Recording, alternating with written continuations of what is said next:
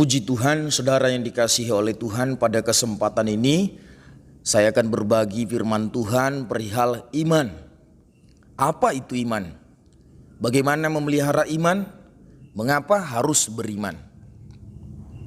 Iman adalah karunia daripada Allah. Iman adalah yang dikerjakan di dalam hati oleh Roh Kudus. Roh Kudus itu menghidupkan dan memandu semua kemampuan kita menuju satu tujuan, yakni dapat mempercayai Yesus adalah Tuhan, mempercayai keberadaannya, mempercayai pekerjaannya, mempercayai kedaulatannya, mempercayai segala sesuatu yang terkait dengan Allah. Meskipun kita tidak atau belum melihat secara kasat mata, meski kita belum atau tidak mengerti secara keseluruhan dari apa yang terkait dengan Tuhan tersebut. Seseorang pertama kalinya memiliki iman tentunya adalah karena karunia Allah. Namun, saudara, kita harus menyadari pada kelanjutannya Tuhan di dalam kedaulatannya itu memberikan tanggung jawab kepada kita agar kita mengembangkan atau memelihara iman. Namun bukan berarti, saudara, dalam hal kita mengerjakan tanggung jawab tersebut terpisah atau dapat dipisahkan dari kasih karunia Tuhan.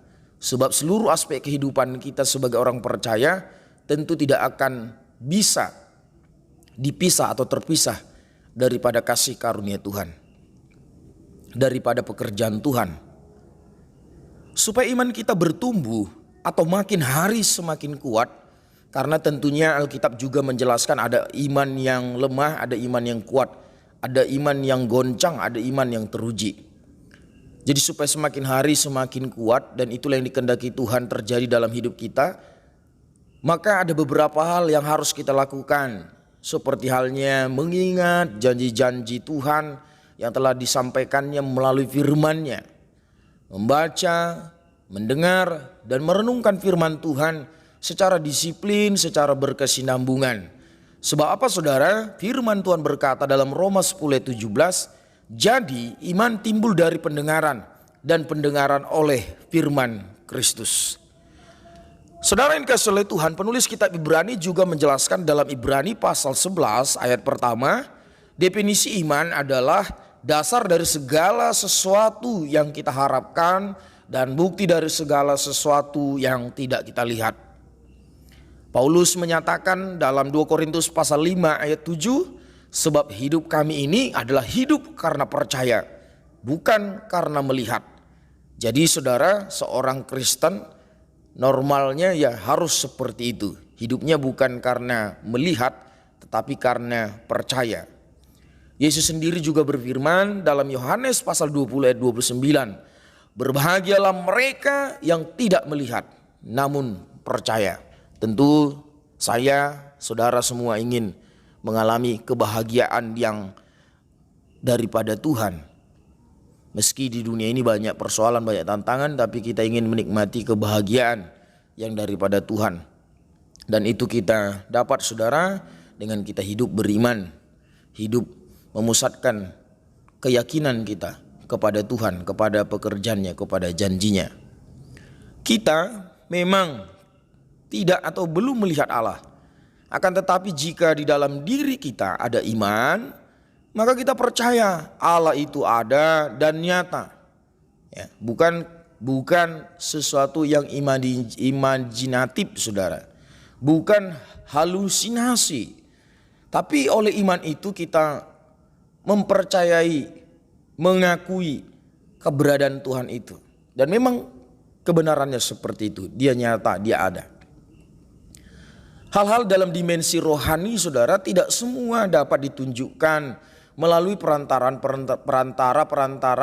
yang sifatnya material, melainkan hanya bisa melalui perantara yang sifatnya rohani.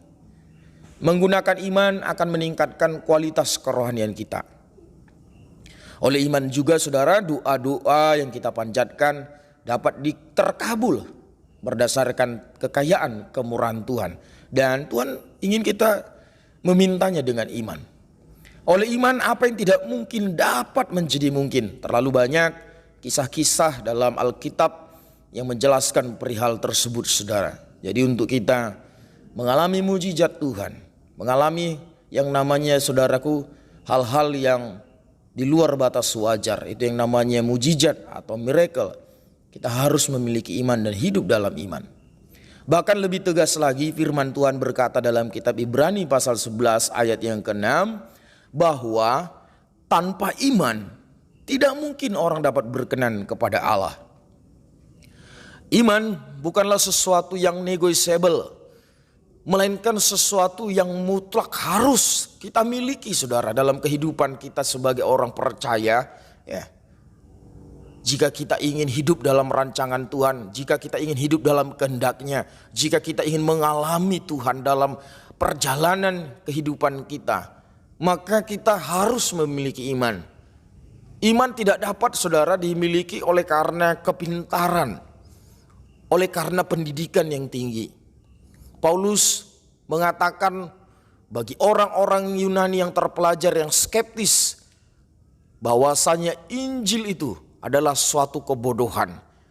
Tetapi saudaraku, tentunya orang yang memiliki iman, Injil itu justru anugerah, justru berkat yang luar biasa, berkat yang tidak terduga yang dikaruniakan Tuhan kepadanya.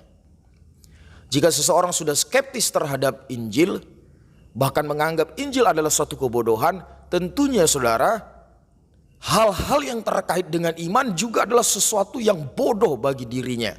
Jadi saudaraku, kepintaran ya, secara logika saudara, intelektual seseorang yang hebat tidak lantas akan dapat membuat seseorang itu memiliki iman atau beriman kepada Tuhan. Itu hanya kasih karunia dan kita harus terus memelihara iman itu, mengembangkan iman itu dalam perjalanan kehidupan kita.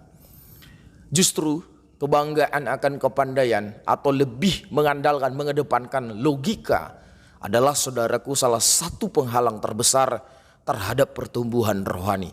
Salah satu penghalang seseorang hidup di dalam iman kepada Tuhan. Oleh sebab itu saudara yang dikasihi oleh Tuhan, mari hidup dengan iman.